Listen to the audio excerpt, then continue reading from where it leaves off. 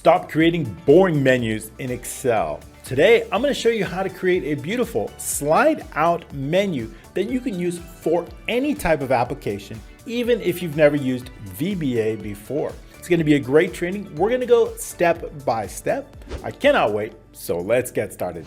All right, thanks so much for joining me. I'm super happy to bring this training to you. A slide out menu is a powerful menu, whether you're working in applications or online or within a web. They always have some type of a slide out menu. And I want to do the same thing in Excel. So today I'm going to show you exactly how you can do that. We'll be developing this menu from scratch. So make sure you join me. This template will be available for you for download.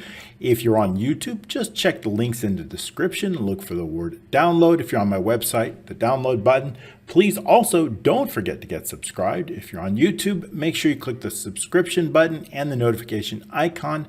That'll make sure you get this training. All right, so this is what we're going to be creating. And as far as the dashboard, this part, I'll just bring this in. This is an idea that I have. But our focus is going to be on this menu, and that's what we're going to be creating. So what I'm going to do is I'm just going to move this over. I might use a shape or two from the sample, and I'll bring that over on my other screen, and we're going to start with a blank. So the first thing you noticed was a black background. So let's incorporate that background. I do have a custom background that I have created. The background that I've created is just in a photo editor. I just kind of used a dark to a little bit lighter gray. But that's it. It's kind of a sample. So it's a PNG and it is about 2750 by 1350 pixels, something like that. So it is right here, and I'm just going to insert that. And that's going to create that background. Obviously, those grid lines we do not want to see, so I'm going to unselect the grid lines. Now, what we want to do is I want to create basic shapes for our main menu. And so the shape that we're looking for is going to be we'll use just a basic rectangle. Now, if I'm going to do this, I'm going to select a rectangle like this and then write some text in here. Now, I do have one. I'm going to grab one from my other screen just because it's quicker and easier. So I'm going to copy that. And here's one of the menu items. It's just right here. So it's got the right size. It's formatted right. And so that's going to cut down a little bit of time. So that's going to help us. So what I want to do is I want to create, let's say, 7 of these. So I'm going to bring it over here right around inside column C. And we'll give each one an individual name. And so what I'm going to do is I'm going to use Control D. It's going to duplicate that. And I'm going to bring it right about here. I'm going to hold down the Control and I'm going to use Control D one more time. That's simply going to duplicate it. Okay, one more. That's 4. I'm going to hold down the Control on the third one, use Control D. That's going to get us the 7 that we need. We won't worry about lining them up right now, but I do want to give them some names. The one that I brought over has a macro assigned to it. We're going to write that macro. So I want to remove whatever macro is assigned to that. So I'm just going to right click it and we're going to click assign macro and we're just going to clear it out. Obviously, we're going to write it so I don't want any macros assigned to those buttons. So now there's no macros. Now inside that, I'm going to take off the selection and I'm simply going to write out my name. So we're going to call this dashboard. And then what we're going to do is we'll just give it a name and I'll just rename each one of these. Now that I've got the text in each one of these, what I want to do now is I want to give them an individual name. So I'm going to view here and I want to make sure the formula bar is visible. And I'm going to call this menu 1. So menu 1 is the name of it. This one is called menu 2, and then I'm just going to basically rename each one of them, giving them the unique number at the end all the way up until 7. Okay, now that each one has its unique name, I want to make sure to line them up. So I'm going to use my selection tool, and I'm simply going to make sure that they're all in the middle and that they're all vertically spaced here so we can see that. All right, I like the way that that looks. Now it's time for our icons. I'm going to insert some shapes. I want 7 icons, and I also want a menu bar icon that is going to be available to shrink or expand our menu. So I'm going to use this device. So we're going to select them all, but I won't need this one here. So I won't need these 3. And I'm just going to click insert. Now we're going to obviously size them. So I'm going to make them about 0.3, and I think that's going to be just fine. Okay, now it's just simply a matter of lining up those. So I'm going to bring our menu. This is going to be up at the top here.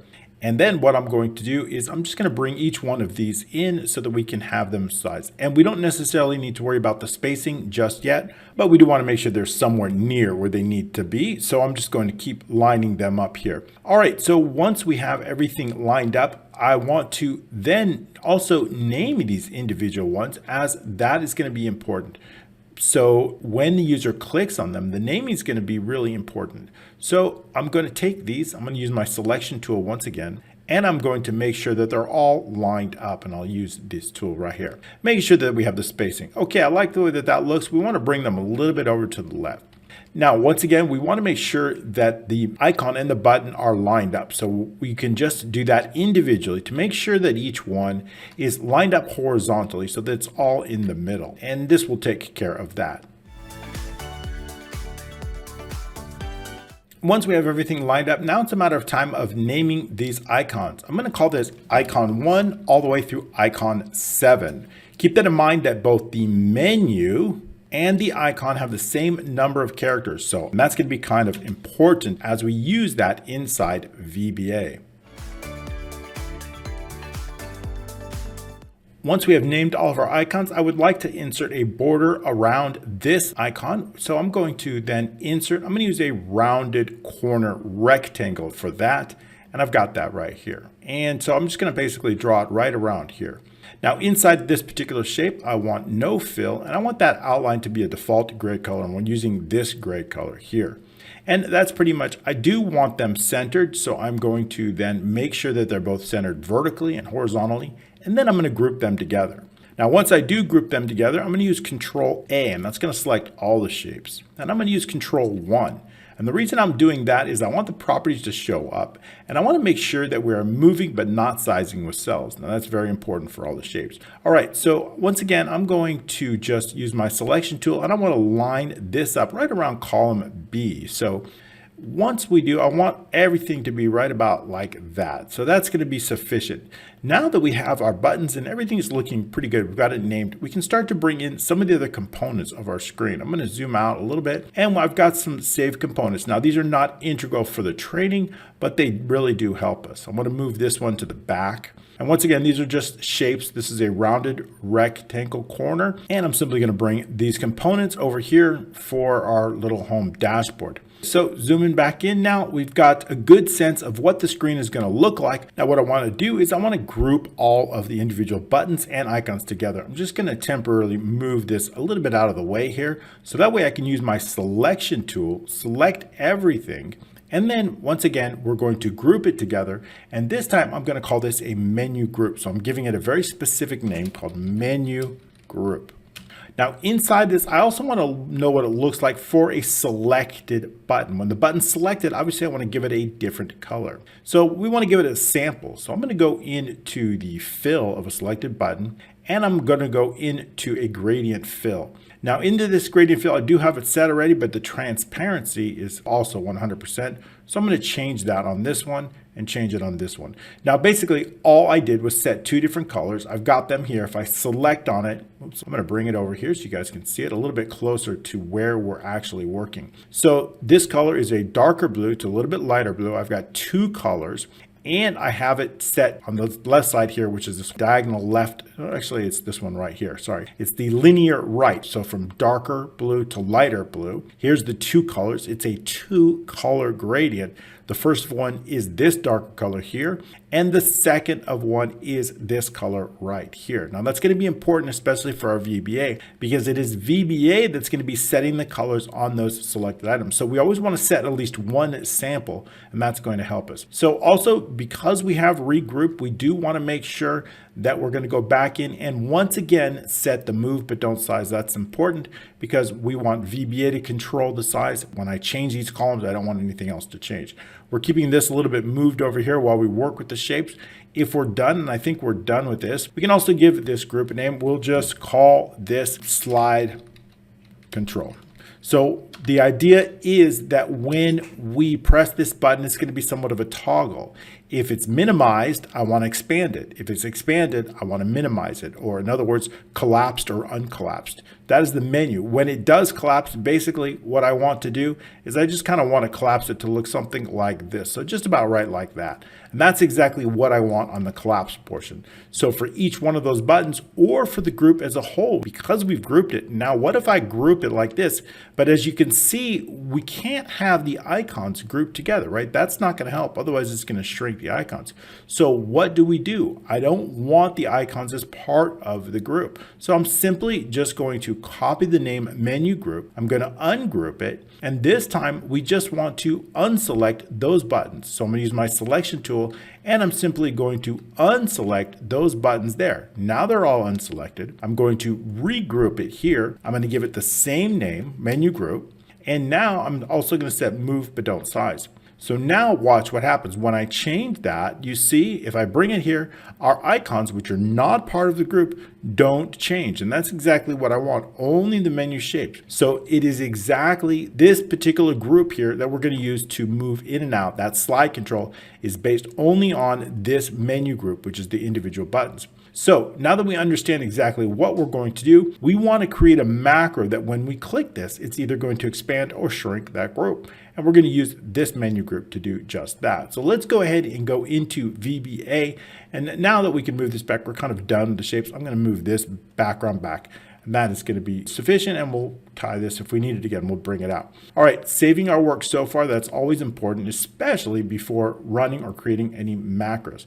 To get into the developer to create our macros, that's going to do that. We'll have one macro for selecting all the button and one macro for toggling the shrink or expand. We're going to go into the developer and we're going to go into the Visual Basic. If you don't have the developer visible, just right click on any menu item, click customize the ribbon, and you want to make sure that the developer is selected. You can also use Alt F11 as a shortcut. Once inside the Visual Basic editor, we're going to create a module. So I'm going to click insert and then module here. That's going to create a blank module, and that's where we're going to write our first macro. And I always suggest changing the name of this, even though we have just one. So I'm going to go into the properties and I'm just going to write menu macros, give it a name. That way it's helpful to us when we have a lot of modules. The first module is going to be that toggle menu. So I'm going to write in sub toggle menu. Now we're going to set a target width because the target width is going to be either a large number or small number depending upon the width. So we're going to call it our target width, and it's going to be as double. So it's going to be a double variable. And I also want to know the slide, the motion, how fast or how slow is going to be based on a certain number. We're going to call that the step size, and it's also going to be a double variable. Once we add that, we're going to take our focus on sheet 1. I have not renamed the sheet. Sheet 1 is fine. So what I want to do is I need to know what state. Is it in the expanded state or is it in a shrunk state like this? So a collapsed state. So I need to know which state it's in. How do I know that? Well, I can probably just measure the width of this group. If it's a large width, then I know it's in the expanded. So I'm just going to copy the name, or I can use any one of the individual buttons too, just to check the width of that. So that's pretty easy. So let's go ahead and do just that. I'm going to use an if. And then what I want to do is I want to check on a specific shape width. So we'll use the menu group. That's the name of the group. And I want to check its width, dot width. If it's greater than 100, then I know it's expanded. Then I'm going to put in currently expanded must collapse. Else currently collapsed, and then must expand. And then end if. Okay, so that's our basic end if. So what do we want to do? If it's currently expanded, we have to collapse it. I want to set the target width. The target width is going to be, let's say, around 42. That was in my sample, so 42 is sufficient. Also, what I want to know is the step size, how quickly. So it goes from 100 to 80 to 60 to 40. So if I use 20, that'll be our step size. Step size is going to be equal to, but since it's reducing, it's going from 100 down to a 42 or whatever it is, we're going to set the step sizes as to a negative 20, right? Because we want it to reduce. And also, I want to adjust column, let's take a look at this. I want to adjust column C's. Column C, I want to bring to like right about here because I want everything else to shrink as well. So I also want to reduce the width of column C. So to do that, we're going to set that. We're going to use dot columns. And then what column is that? We're going to focus on column C. And we're going to focus on the column width. So column C, we're going to do dot column width. And we'll set it equal to 5. So we're going to set collapsed column width. So that's fine. And now we're pretty much set. But what if it's currently collapsed? We want to do something very different. I'm going to set the target width is going to be equal to, let's say, about 150. I think that's what it is right now. Also, the step size, you can guess it, is actually equal to 20. So it's the reverse. We're plus 20 or minus 20. And also we're going to set the column C. So I'm simply going to copy this, and we want the column C expanded, and we're going to set it to about 22. Let's see what it is now. 2145. Yeah, that's fine. We'll do 22 on that. So we're going to equals 22. So that is our expanded column width. Expanded column width.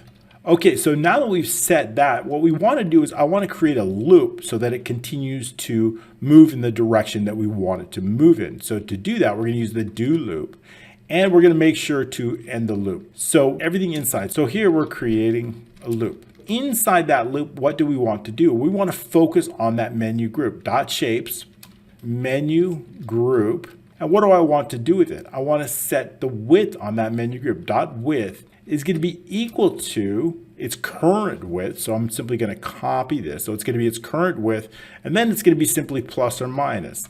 So now we need to do plus step size. Now, if step size is a negative number, it will reduce. If it's a positive, it will increase. So here we're going to resize group. So that's going to either shrink or expand it just based on this number. Remember, if this number is a negative, it's going to be reducing the width. If it's positive, it's going to be increasing. So now what we want to do is it's going to keep going. So we need to put a condition in where it should exit the loop.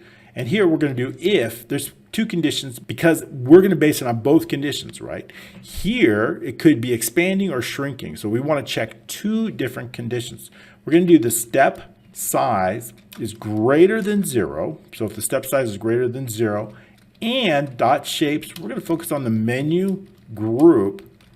Dot width is greater than the target width, greater than or equals. That's why we have a target width. So it's beyond the target width or at the target width. Target width. So that's one condition. And then let's do or a different condition. So this is if it's growing, we want to stop it at a certain, we don't want it to get bigger than that. Or what if it's small? If it's small, I don't want it to get too small. So what we also need to, step size is less than 0. So if all of a sudden the step size gets less than 0, and we're also going to do dot shapes, the menu group once again, let's do that, menu group, dot width is less than or equal to target width. Target width. Then what are we going to do? Then we're going to exit do, right? So then exit do. We can't continue on that loop. So let's take a look at that. That looks pretty good. We're going to set the loop, and then we're going to clear our spaces out. Once again, especially when you're running loops and things like this, you always must save. Always must save before running this macro. If something happens or just continues in a loop and it crashes, especially when you're using do loops, we must always save it. So if I create a loop, it's going to create a problem. If this never exits, it could be a continuous loop. So saving our works. If it crashes, we just need to reopen it, fix our macro, and we don't lose anything. So I've saved it already. Now this particular macro, we're simply going to assign it to the button here. So we've created a button here. So I just need to right click. Let's click outside here. I want to click on a cell, and I only want this button, not the background. And then what we're going to do is we're simply going to assign the macro to this one right here that we just created, and we're going to click OK. Once again, saving our work as I'm a consistent saver, and then I'm just going to run it here, and we see it reduces, and then we see it expands. So it's working quite well. Great. Now the next macro and the last macro we can write, when I make a selection on these individual buttons or the individual icons, I want to color it, and I also want to change the name here. If we take a look at this, this is called form back. The text is inside this shape. See, if I move this shape around, the text is moving with it. So that's the text inside that shape. Now I've got names here in a list here inside column W. All the names are here, starting in row 1 all the way through row 7, column W. So that means that, let's say I decide I want to put the text up here. And then of course, if you're building out a real application, you probably change the columns or change the contents of this. This is just for sample use. However, I will be building a comprehensive application that does look like this in the near future, within the coming weeks, that has a really cool dashboard and something like a client manager scheduling. I'm not sure yet, but I'll do something like that because I want to do an advanced application development inside a worksheet that looks more modern. All right, so here's what we're going to do. What I'm going to do is I'm going to create another macro, a single macro, and I'm going to assign that same macro to all the buttons and all the icons. So back inside the Visual Basic, we're going to write our second macro, and we're going to call it sub menu item select. And because we've done a good job with our namings, we only need one single macro that's going to control all of the menu. So it's going to be helpful. But first we need some variables on that. We're going to do the menu number. We need to loop through the menu numbers as long. So we need that variable. I also need to know which one was selected. So we're going to call that the selected menu as long. So there's a difference. We're going to loop 1 through 7, but we also must get that menu number. Focus on sheet 1 once again, just like we've done before. Let's do sheet 1. So now scroll up a little bit here so it's more in the center of it, and I'll just hit enter a few times to bring that into the center. Once we have that, the first thing what I want to do is I want to extract that selected menu number. Now, we don't know if they select on an icon, or we don't know if they select on an individual button. This is called menu 1. This is called icon 1.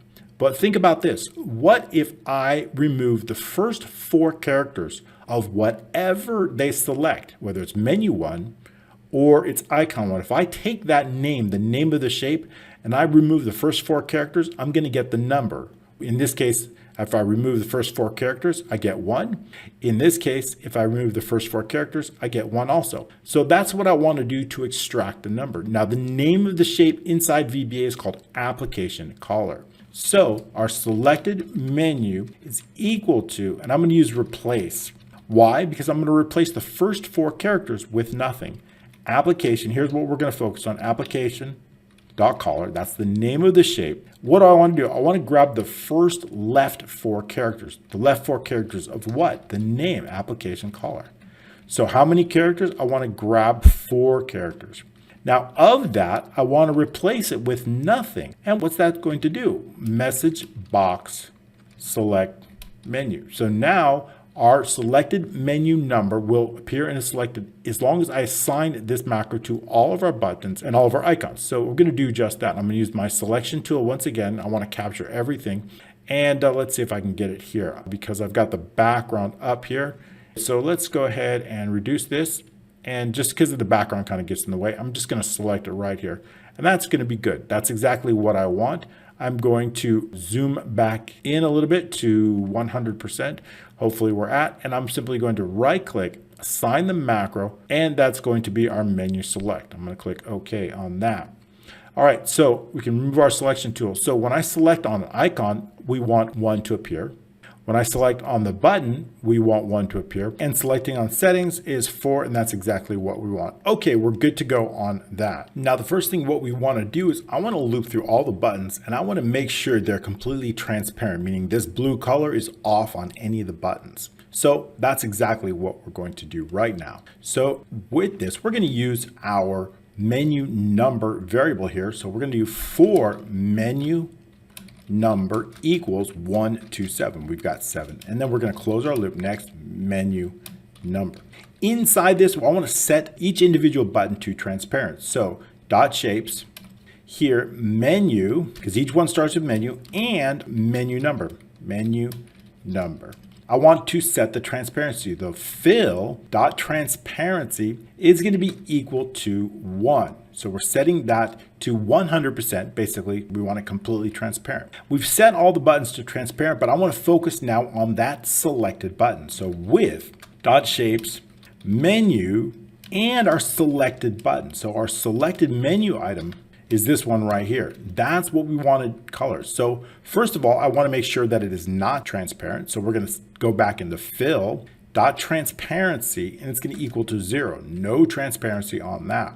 Now what I want to do is I want to set a specific gradient. I want to use a 2-color gradient, just like we did to ensure that. Dot fill. Now we're going to use a 2-color gradient. Inside this, I want to use vertical. So we're going to use MSO. I want to use this one right here. So we're going to use a gradient, which is going to be the vertical. So we're going to go down and we're looking for this vertical. And also I want to make sure the variant is long. Now we just need to set both colors. So basically we just said it's a 2-color gradient and it's a vertical type, which is what we want. We just need to set the 2 individual colors. Now we're going to use dot fill, And then what I want to use, the first stop, gradient stop, we're going to look for a specific stop. That's the first stop. Remember, there's two. So for the first one, I want to set a color on that. And it's going to be an RGB color. But what is that RGB color? We need to extract that RGB color. So how do we do that? Well, let's go ahead and go in. I'm going to select on the individual shape, the one that already has the color we want. I'm going to go into the fill. And you see here we got the gradient fill. That first color here is right here. So I'm going to select on that. And let's bring it over here so you guys can see it here. And I'm going to select on that. Now this specific color, I want to select more colors. Oops, a little bit almost off the screen. So I'm going to select more colors all the way down here because that's the selected color that we want to focus on. And if we take a look at the color, we see that we have a red, green, and blue. All I need to do is copy these numbers, 360 and 128. 360, 128. So that's exactly what I'm going to do inside VBA. Just going to put inside here 3, 60, 128. Now it's going to be very similar for the second one. So I'm simply going to copy this here and I'm just going to make a few changes. So inside this one, this is gradient stop 2. We only have 2 of them. I just need to update the color to the second RGB value. So to do that, let's go ahead and select on that one more time here. And then I want to select on the second color this time. And that second color, a little bit lighter color. So once again, more colors. And we see that that second RGB is 24, 102, 182. 24, 102, 182. So that's exactly what we're going to be setting it up in VBA. So right here, this 3 will become 24, 102, and then 182. So 102 and then 182.